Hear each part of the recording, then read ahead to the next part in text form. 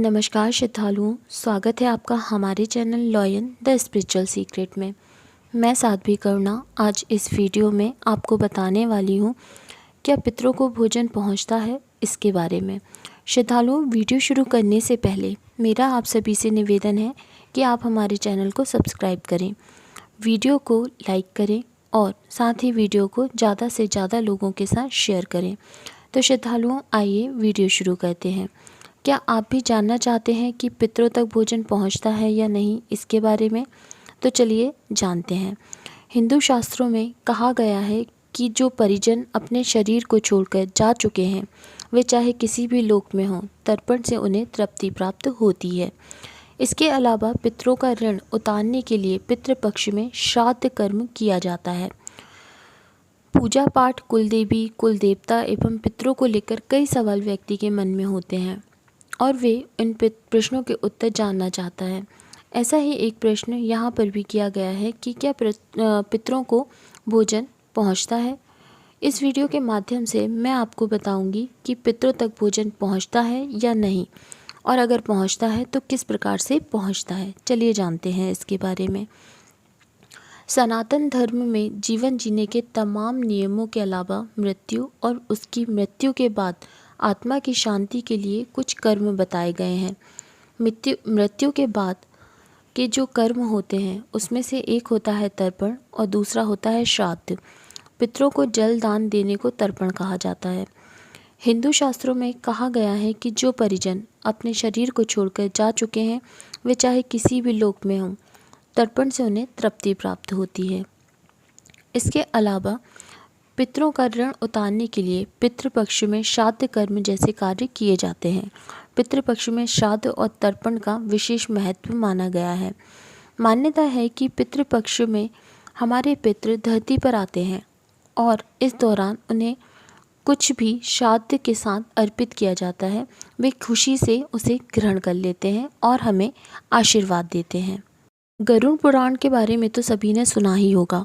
गरुड़ पुराण में भी मृत्यु के बाद आत्मा की शांति के लिए तर्पण और श्राद्ध के महत्व के बारे में बताया गया है।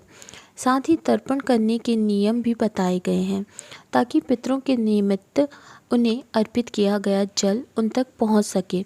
इसके अलावा गरुड़ पुराण में यह भी बताया गया है कि श्राद्ध में पितरों को अर्पित किया गया भोजन उन तक कैसे पहुंचता है। बता दें कि गरुड़ पुराण सनातन धर्म के 18 महापुराणों में से एक है। यह भगवान विष्णु की भक्ति का मार्ग दिखाता है। इसमें लोगों को जीवन जीने की शास्त्र संबद्ध नीतियों के अलावा मृत्यु के बाद की जो स्थितियां होती हैं और लोक परलोक का जो जिक्र होता है वह किया गया है। अक्सर लोगों के मन में यह सवाल उठता है कि पितरों को अर्पित किया गया भोजन उन तक पहुंचता कैसे है। इसका भी जवाब गरुड़ पुराण में है।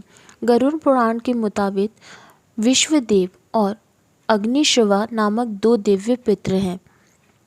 ये दोनों ही नाम गोत्र के सहारे अर्पित की हुई चीज़ों को पितरों तक पहुंचाते हैं।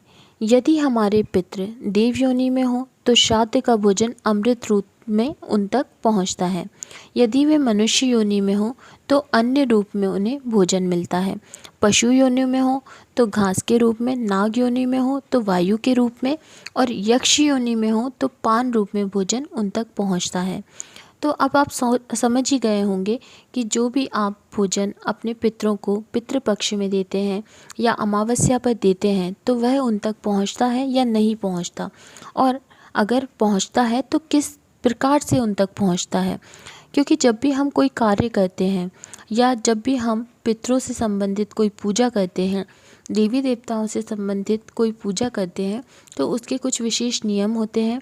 उन नियमों के अनुसार पूजा करने पर और उन नियमों का पालन करके पूजा करने पर अवश्य ही हमारे द्वारा दिया गया भोग, हमारे द्वारा दिया गया जो भी कार्य है, हमारे द्वारा किया गया जो कर्म है, वो उन तक अवश्य पहुंचता है। इसी प्रकार पितरों तक भोजन भी अवश्य पहुंचता है। तो मुझे आशा है कि यह जानकारी आपको पसंद आई होगी। अगर आप हमारे चैनल पर नए हैं और अभी तक आपने हमारे चैनल को सब्सक्राइब नहीं किया है तो हमारे चैनल को सब्सक्राइब करें, बेल बटन को दबाएं जिससे नए वीडियो का नोटिफिकेशन आपको मिल सके। वीडियो को अपने मित्रों के साथ शेयर करें, वीडियो को लाइक करें, वीडियो पर कमेंट करें। धन्यवाद।